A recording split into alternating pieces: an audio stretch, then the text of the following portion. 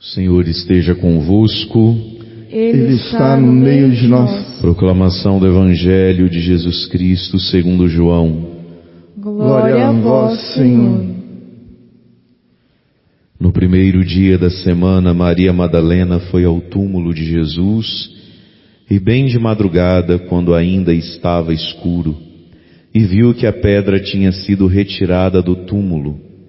Então ela saiu correndo e foi encontrar Simão Pedro e o outro discípulo, aquele que Jesus amava, e lhe disse: tiraram o Senhor do túmulo, e não sabemos onde o colocaram.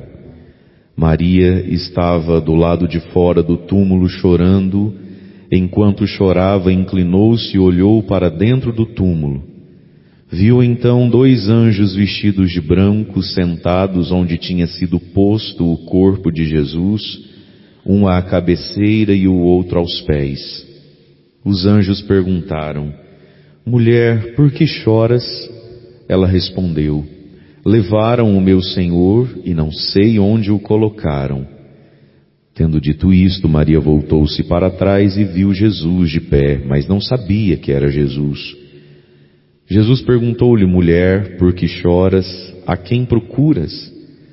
Pensando que era o jardineiro, Maria disse: Senhor, se foste tu que o levaste, dize-me onde o colocaste e eu o irei buscar.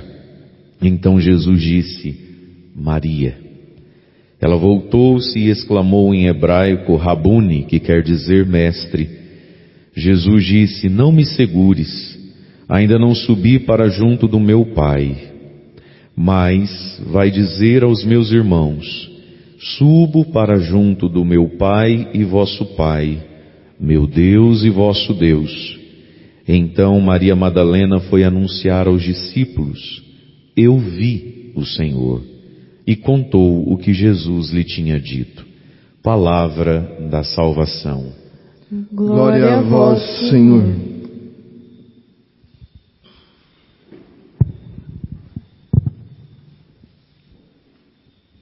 Irmãos e irmãs, a igreja celebra hoje a memória, a festa de Santa Maria Madalena, apóstola da ressurreição. O evangelho para esse dia, que foi proclamado de São João, o evangelho que dá destaque, relevo a Madalena, né? Então, talvez o evangelho do seu momento mais glorioso, ela vê o ressuscitado. E São João reserva essa página belíssima e cheia de sentido e significado do evangelho a essa mulher. Que foi quem, né?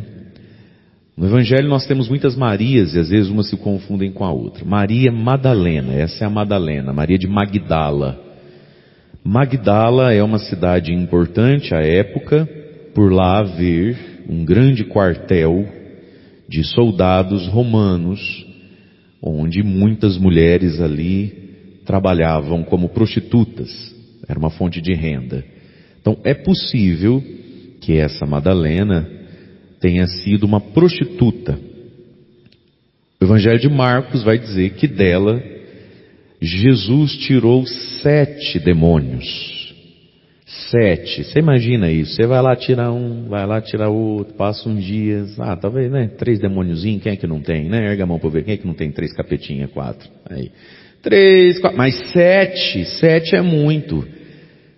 Simbolicamente diz muita coisa. A pessoa por 7 vezes ter que ser exorcizada ou ter uma experiência de libertação, visivelmente está saindo algo ruim da pessoa. Portanto, uma mulher profundamente destruída, desfeita, machucada, enfim, com sérios problemas espirituais, morais, de caráter, seja o que for. Nessa história toda dela saem 7 demônios. O Evangelho não narra o dia, a hora, nem o como. Só narra alguma lista de mulheres que acompanhavam Jesus e os discípulos, que acompanhavam Jesus e que ajudavam Jesus e os discípulos com seus bens materiais. Tem lá o nome de algumas: Susana, Joana, funcionária de Cusa, que é funcionária de Herodes, e Maria Madalena, do qual Jesus tirou 7 demônios. Portanto, uma mulher com um passado muito difícil, com uma vida muito sofrida, muito distante de Deus, e que recebeu uma graça muito grande. Por misericórdia, ela tinha 7 demônios, agora ela não tem mais. Problema resolvido? Não. Jesus vai dizer num outro evangelho que quando um demônio sai de uma pessoa, ele fica vagueando por aí e chama outros 7 amigos dele. E diz assim que depois ele volta à pessoa, e se ele encontra a casa bem arrumada, limpinha, porém vazia, ele e os outros 7 entram junto. E aí Jesus diz assim, e o estado daquela pessoa fica pior do que antes. A casa limpinha, porém vazia. Jesus diz no Evangelho de João que o demônio veio para matar, roubar e destruir. Portanto, o demônio está procurando também uma casa limpinha, que é o caso da Madalena. Uma mulher que foi curada, uma mulher que foi liberta, uma mulher que agora sente um alívio, que por um tempo nem sente mais atração por aqueles pecados, porque está à base da anestesia espiritual e do susto. Ela é uma casa limpinha, mas o Evangelho diz que se você continuar vazio do jeito que você está, você vai ficar pior do que é antes. Bate no peito e fala, Espírito Santo, enche logo a minha vida. Enche logo, mas é para ontem isso. Fala, Espírito Santo, é para ontem, não sei porque você não veio ainda. Irmãos, nós vimos e sabemos de muitas pessoas que foram libertas dos seus males. Na sua família tem, na nossa paróquia tem bastante. E que hoje estão pior do que antes. Aí então vem o caminho do discipulado, que é a primeira leitura que nós ouvimos, Cântico dos Cânticos. Dá tapinha na sua cara e fala assim, eu vou prestar atenção no padre. Eu vim para prestar atenção no padre, vou prestar atenção no padre. Isso, depois você me agradece. O livro do Cântico dos Cânticos foi proclamado hoje como primeira leitura. Quem escreveu o Cântico dos Cânticos foi o rei Salomão, que também escreveu o livro da sabedoria que está aí na nossa Bíblia. Ele dedica esse livro do Cântico dos Cânticos a uma das suas várias esposas, a Sunamita. Ele era apaixonado, agarrado nessa mulher mais do que nas outras. E o povo de Deus sempre acolheu esse livro como inspirado, porque o amor do esposo para com a esposa e da esposa para com o esposo. No trecho de hoje, quem fala é a mulher. Mas o povo de Deus, o próprio povo hebreu, sempre fez uma leitura espiritual disso aqui, como a pessoa humana que fala com Deus, Deus que fala com a pessoa humana. E sobretudo já os primeiros cristãos viram nesse livro Jesus falando com a igreja falando com Jesus, Deus falando com a alma humana, e a alma humana, não só a alma das mulheres, a alma humana falando com o seu Criador, com o seu Deus. Muito bem, tendo entendido isso, olhando para Maria Madalena, que tinha 7 demônios, e a experiência bíblica e nossa nos ensina, e a gente sabe que isso não resolve tudo, que agora é preciso um caminho. Vamos à primeira leitura. Eis o que diz a noiva. O perdão de Deus nos convida ao matrimônio. Eis o que diz a noiva. Em meu leito durante a noite busquei o amor da minha vida. Procurei e não o encontrei. Veja, é uma prostituta aqui? Não, é uma noiva. Mas ela está procurando o amor de sua vida durante a noite. E ela não encontra na noite, não no dia. De noite é mais difícil de encontrar as coisas. Então ela diz a si mesma, vou levantar-me e percorrer a cidade e procurar em ruas e praças o amor da minha vida. Procurei e de novo não encontrei. Quando somos perdoados, o que a gente faz agora? A gente se levanta e percorre a cidade. A gente atravessa a nossa própria história. A gente atravessa o nosso futuro, os desafios do hoje, procurando o amor da nossa vida. Nós somos curados e libertos para procurar, para nos levantar.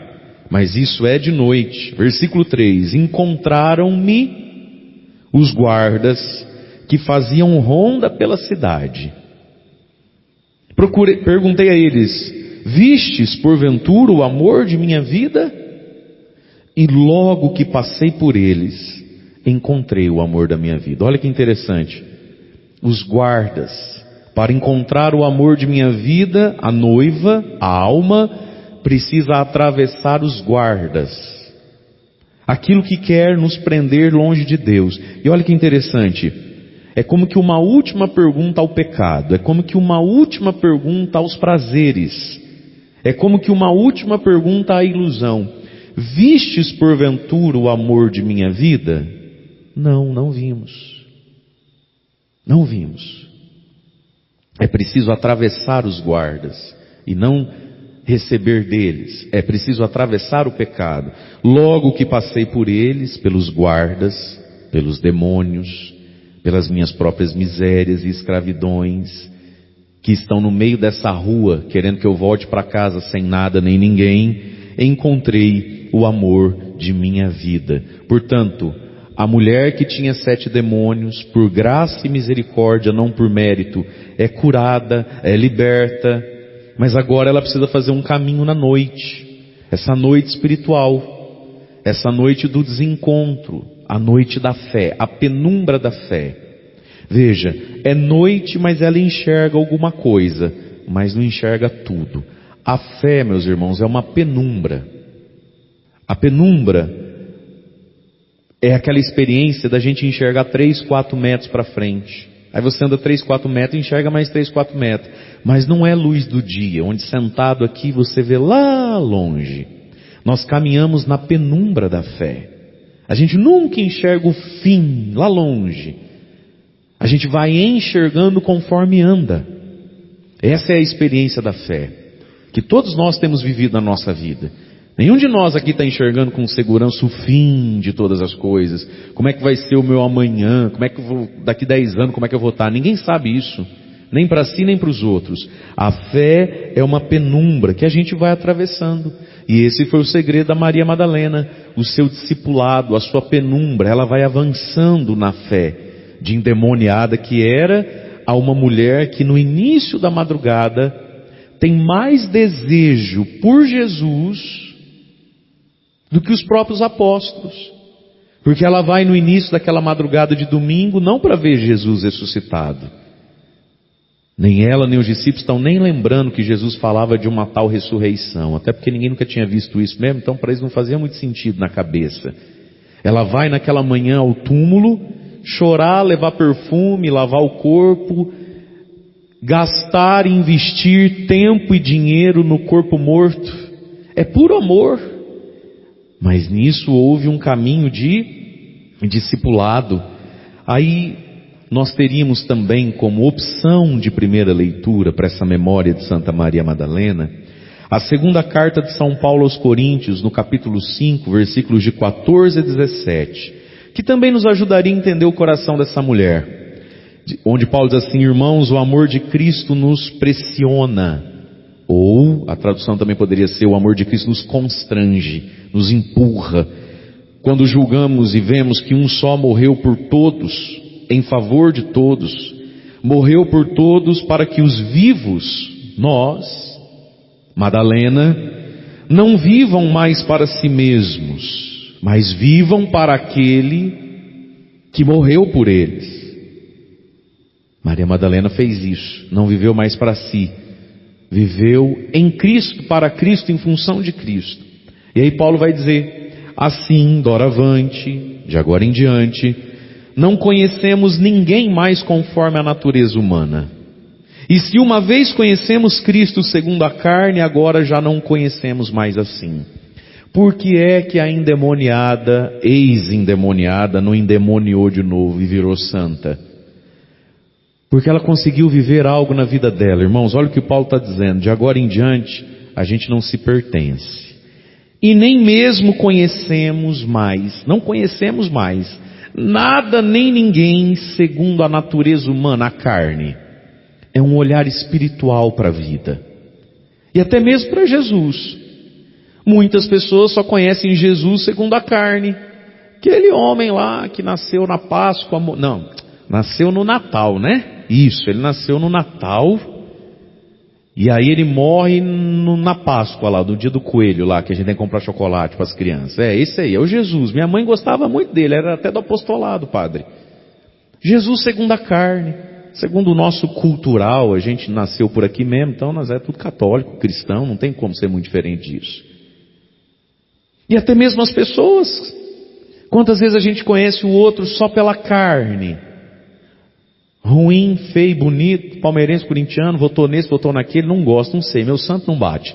E é assim que a gente conhece. Olha o que o Paulo está dizendo, de agora em diante, a gente conhece tudo, todos e o próprio Jesus, não na carnalidade das coisas, mas no Espírito, na sabedoria que vem do Espírito Santo.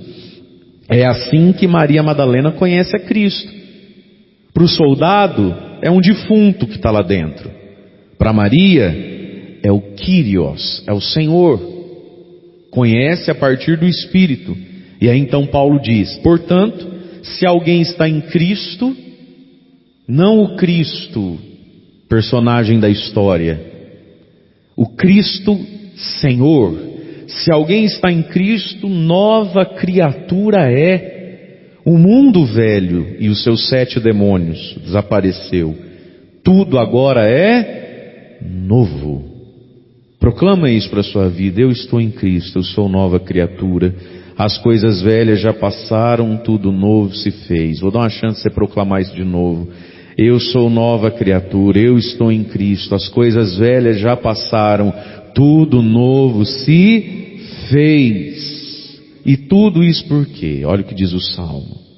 A minha alma, o meu eu, o meu profundo, a minha alma tem sede de vós, ó Senhor. Maria Madalena entendeu do que ela tinha sede. Já tinha bebido de muitas águas. E ela até sabia que era possível beber de novo, bebericar de novo das águas que sempre bebeu. Mas ela entendeu isso. Do que é que ela tinha sede mesmo? De qual água ela tinha sede mesmo? De Deus, do Espírito. Veja, meus irmãos, o pecado deixa em nós uma memória e uma facilidade. Esse é o problema do pecado, esse é o problema dos vícios, sobretudo quem lida com vícios. Quando a gente comete um pecado, sobretudo pecados graves, isso vale para todos os pecados. Por mais que você se arrependa, agora você conhece a estrada. Por mais que o pai e a mãe da gente fiquem bravos, agora a gente já sabe ir e voltar de lá. Esse é o problema do pecado, né? Sartre, o filósofo do desespero, o inferno são os outros, né? Bem depravadão, ele diz assim, a dúvida é o preço da pureza. E ele não estava disposto a pagar esse preço. A dúvida é o preço da pureza. Você quer ser puro? Você vai pagar um preço. A dúvida, que gosto tem? É bom igual o povo fala que é? Não, deve ser, porque todo mundo faz, não é possível. Aí um outro gênio dos nossos tempos brasileiros, chamado Humberto Gessinger, líder do Engenheiros do Havaí, fez uma música onde ele pegou a frase, mas a dúvida é o preço da pureza. Aí ele colocou uma vírgula e disse assim, e é inútil ter certeza. Não resolve.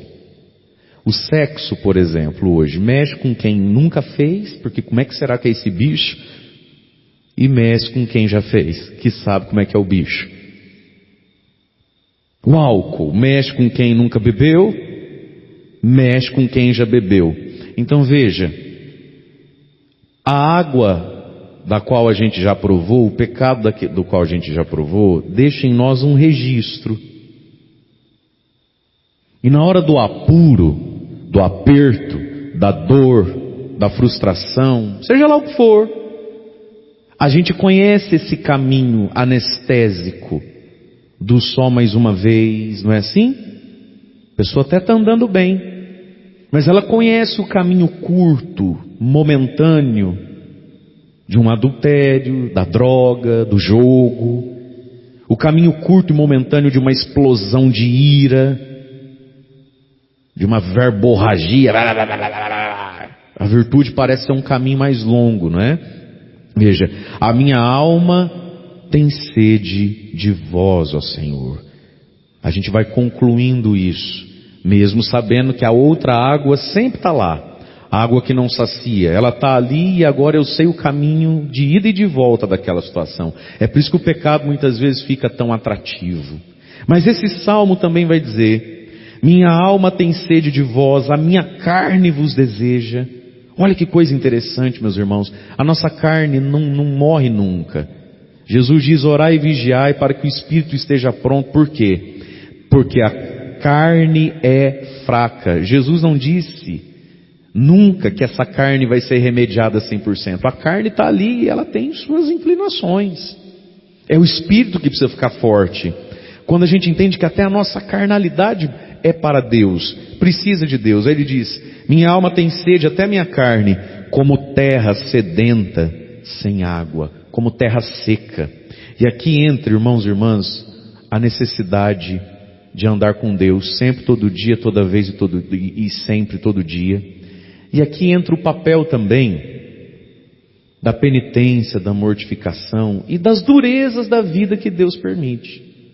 Olha o que o salmista está dizendo: eu tenho sede de vós, Senhor, como terra sedenta e sem água. Quem está escrevendo isso é o rei Davi. Aquele povo conhece muito a ausência da chuva. Mas todos nós, se já não vimos de perto, vimos por televisão uma terra seca, seca mesmo, daquela que chega a trincar. Verdade ou não? Já viu isso? Todos nós já vimos. Aquela terra, ela chega a trincar no chão, de tão seca que ela está. Aí vem uma chuva. Quando a chuva encontra a terra seca, o que a terra faz com a chuva tão preciosa, tão abundante? O que a terra faz? Ela está sedenta, ela suga, e a água rapidinho desce lá embaixo. Quando chove, e às vezes nem precisa ser muito, sobre uma terra que já está empapada, a terra suga, empoça, dá enchente, não é isso? Irmãos e irmãs, todos os dias Deus chove sobre nós. Qual que é o problema? No fundo, ou às vezes já no raso mesmo, não precisa nem ser no fundo. No fundo nós não estamos sedentos.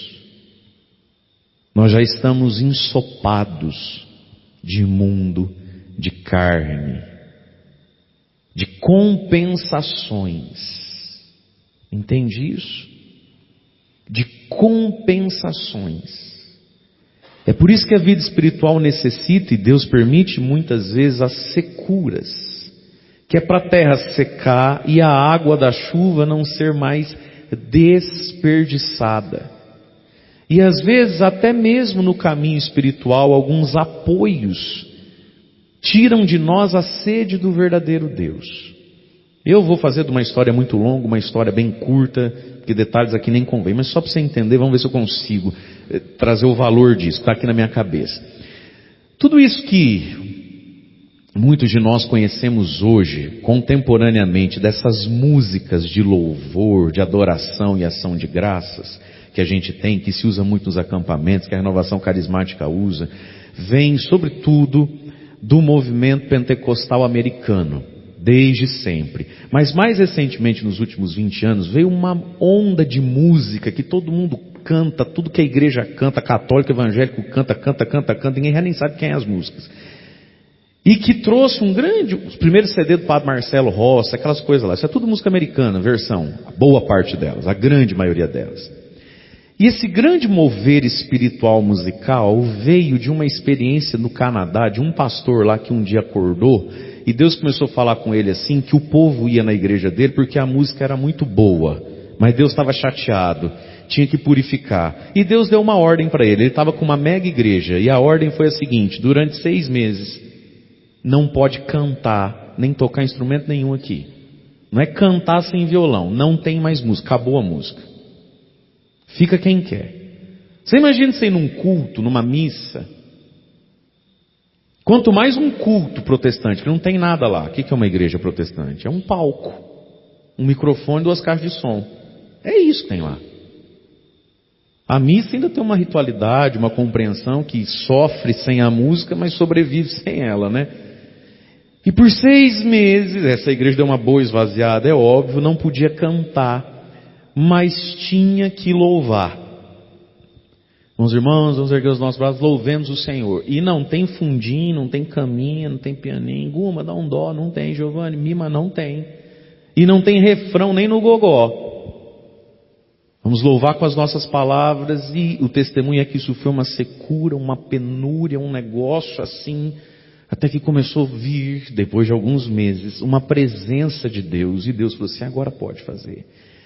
E da noite para o dia começou lá, por aquelas pessoas, ser feito um sem número de música que toca até hoje. Brum. Por quê? Qual que é o ensinamento disso? A terra ficou seca. Porque estava empapada. O louvor é para nos levar a Deus. Mas nesse caminho a gente tem um violão, tem um teclado, tem o cantor que a gente gosta mais, o cantor que a gente gosta menos. E a gente já não está seco, está empapado. Quando a gente conhece, por exemplo, a vida religiosa, sobretudo as que vivem com mais austeridade, fidelidade, o carisma primeiro, como por exemplo o Carmelo, é uma vida seca, de suporte das coisas. É aquela rotina, é aquela coisa, e daria até, a gente vai conhecendo, às vezes dá vontade de assim, mas não podia ter, podia, mas não vai, para secar. É Deus e só Deus aqui, é Cristo e só Cristo aqui. Nada mais que isso. Você pensa, hoje em dia já não é mais assim, mas você pensa, por exemplo, Santa Elizabeth da Trindade, lá do início do ano 1900 e pouquinho. Santa Elizabeth da Trindade era pianista, ganhou prêmios de pianista, tinha ouvido absoluto. Uma menina que dedicava horas por dia ao piano, à música, tanto sacra quanto a música popular da época.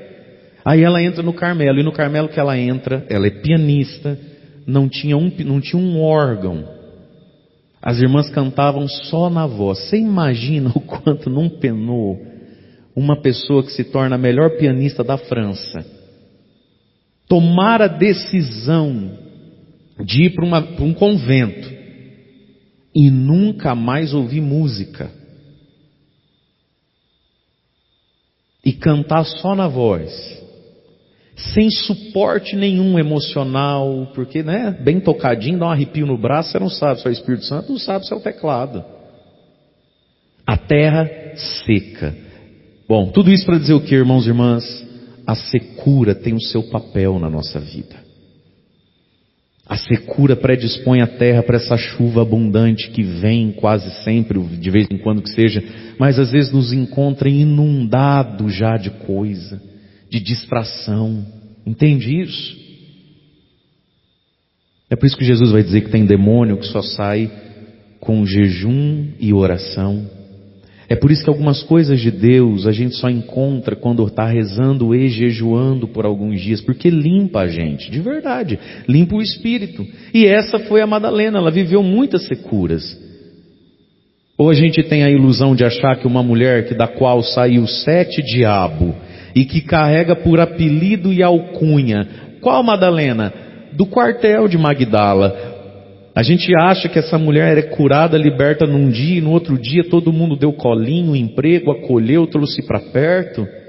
Essa mulher viveu muitas securas, muitas solidões dentro dela, ela enfrentou muita coisa, mas foi nesse espaço de secura que a água viva desceu, encontrou espaço e não foi desperdiçada. Tocou na raiz mais profunda dela. E é por isso que nós encontramos e temos então esse evangelho. A mulher que chora o amado, né? Por 3 vezes ela é indagada pelos anjos e pelo próprio Cristo. Mulher, por que chora? O que você procura? Eu não encontro o meu Senhor. Essa é a minha dor. Essa é a minha ansiedade, essa é a minha busca, essa é a minha lágrima. Eu não encontro o meu Senhor, mas estou disposta. Me diz onde é que está que eu busco. Busco sozinha.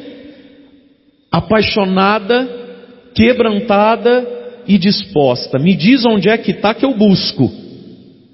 É uma tristeza, mas não é uma depressão. A pessoa quando está em depressão, ela quer parar de sofrer, diz que quer, mas se você apontar a solução e o caminho, ela, não sei. Não é triste esse estado na vida da pessoa? Você fala, não, mas tem um doutor bom agora em tal cidade, vamos lá. Não, eu te levo, não sei. Vamos lá fora fazer uma caminhada, tomar um sol. A gente faz um café.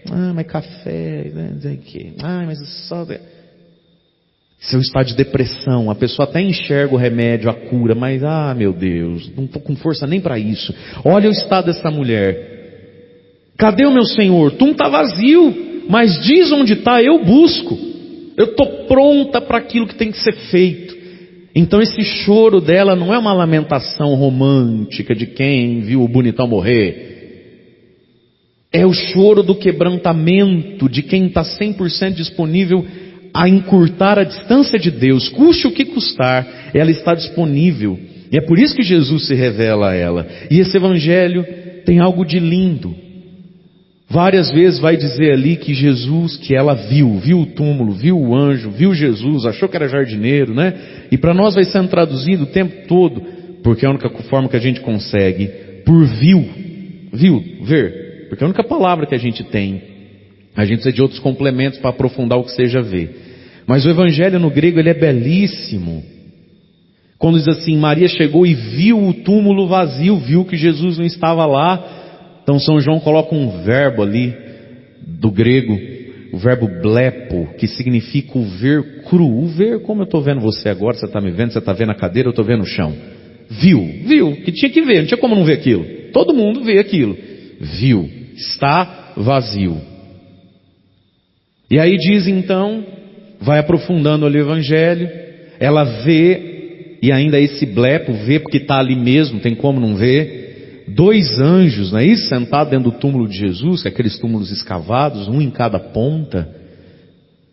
Jesus, o corpo ressuscitado de Cristo, que é a nova arca da aliança. Deus, quando mandou Moisés fazer a arca, falou, coloca um anjo em cada ponta.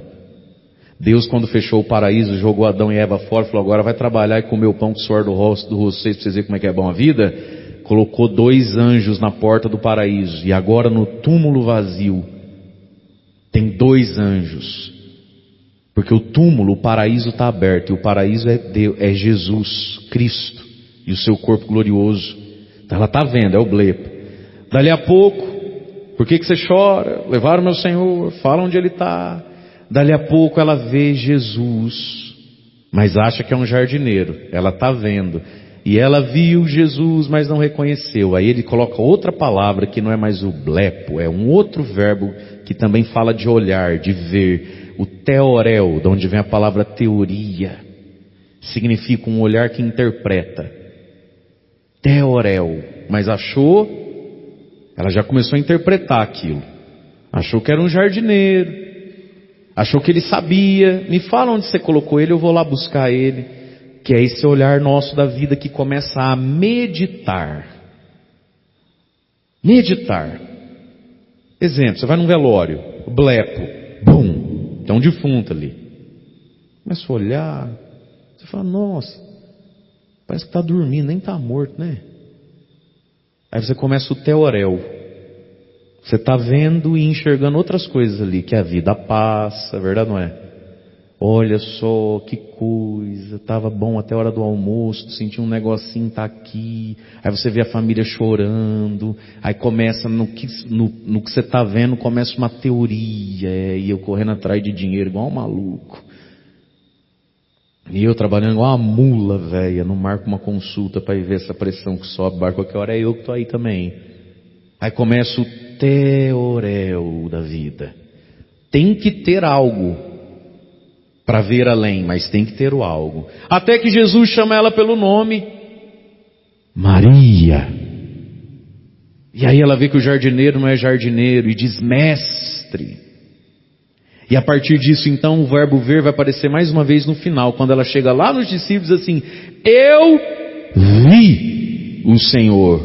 Kyrios, eu vi o Senhor. Mas aí não é nem o blepo do olho aqui, da carne, da coisa, não é a teoria da interpretação, é o verbo arau, ou araó, que é o olhar da fé, é o olhar que enxerga onde não tem nada. Esse é o olhar da fé. Então Maria cresceu nesse evangelho, e claro, isso está falando de uma vida, está condensado numa cena da vida dela para falar a vida dela toda. Ela progrediu no olhar da fé. E você e eu podemos fazer esse caminho também. Precisamos fazer esse caminho. Progredir o olhar da fé. E aí o mestre ela já não diz mais, eu vi o Mestre, eu vi o Senhor, eu vi o Kyrios, eu vi o Senhor. Portanto, irmãos e irmãs, Maria foi tocada pela graça e pela misericórdia. Todos nós já fomos e vamos ser de novo se for preciso. Deus está lutando para não te perder nem perder eu. De vez em quando Ele vem e intervém, entra na nossa vida. Às vezes Ele nem pediu direito. É pura misericórdia de Deus. Mas agora a gente precisa evoluir, santificar, amadurecer e aprofundar o olhar da fé. Buscar o amado, constrangidos e pressionados por aquele que morreu por mim, viver para Ele, os 7 demônios, as coisas velhas já passaram, ser uma nova criatura, e é nesse caminho que, graças a Deus, Santa Maria Madalena não voltou atrás. É bem possível que nos anos que ela teve de vida, naqueles 3 anos que acompanhou Jesus e nos muitos anos que ela viveu dali para frente, é bem possível que os demônios que saíram, arrumaram mais 7, voltaram e encontraram a casa bem limpinha, porém preenchida e cheia, e por isso não entraram de novo. Louvado seja Deus por essa santa mulher. Que coisa maravilhosa, e que grandeza tem Santa Maria Madalena, minha gente. A gente precisa ter esse entendimento, é que o padre termina. Os evangelhos foram escritos com um critério muito grande. Eu fico imaginando cada evangelista escrevendo com uma dor muito grande. Você imagina, São João precisou dizer isso no final do evangelho dele, quando diz assim, olha, eu escrevi o que escrevi para vocês acreditarem e terem vida, mas fica sabendo, se eu fosse escrever tudo que eu ouvi dele, tudo que eu interpretei dele, penso que não teria livro no mundo que coubesse. Então cada página daqueles pergaminhos foram escritos com tanto amor, inspiração e dor. Você imagina, mas tinha que contar a história mas não cabe, é muito, é difícil escrever, precisa ter começo, meio e fim. Portanto, meus irmãos, entrar numa página da Escritura, entrar numa página do Evangelho, é algo muito grande. Olha a grandeza dessa mulher. A ela foi reservada uma página do Evangelho. Que coisa linda. Foi reservada algumas páginas do Evangelho a Maria Santíssima, a Imaculada, ave cheia da graça. Mas também foi reservada uma página do Evangelho a uma outra Maria que era uma encapetada, não era cheia de graça. Mas como é grande a misericórdia.